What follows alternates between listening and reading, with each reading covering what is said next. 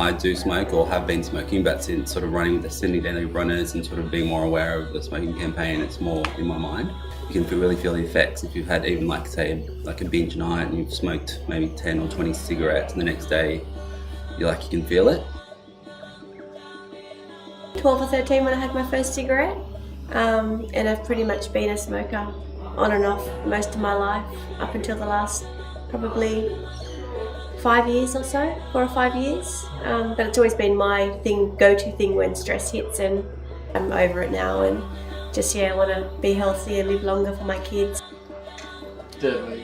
I've had other family members die from lung cancer. I even guilt-tripped my dad in quitting when I was young, so I'm glad that happened.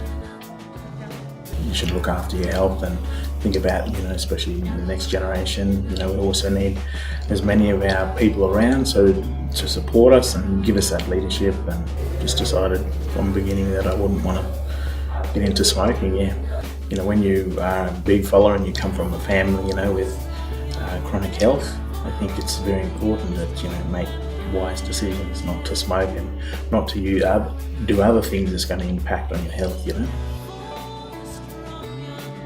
No one in my family smokes, and they grew up with that, exciting that on us to not smoke, and no one drinks.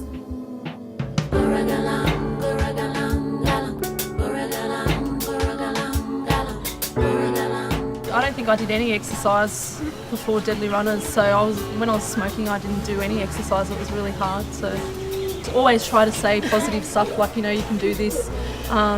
It's not, you don't even have to use Nicobate or none of those promotional stuff items. I think you just have to be able to mentally want to do it for yourself, and I think that's how I done it. And I guess my nephew Dennis turned 18, and I think from then I just went, oh, that's it, I'm not going to smoke anymore. He's 18 and I want to live a longer life, so gave him up 4 years ago. I used to be such a chronic smoker, I never used to actually be able to make it through an entire movie without going out for a cigarette. Our problem is respiration issues, and my grandfather basically, he died in his sleep due to fluid on his lungs. So it was a very bad intergenerational smoking. So, she doesn't even see smoking as a lifestyle now because we chose to stop and at that time. Would you agree with that? Yeah, definitely. Yeah.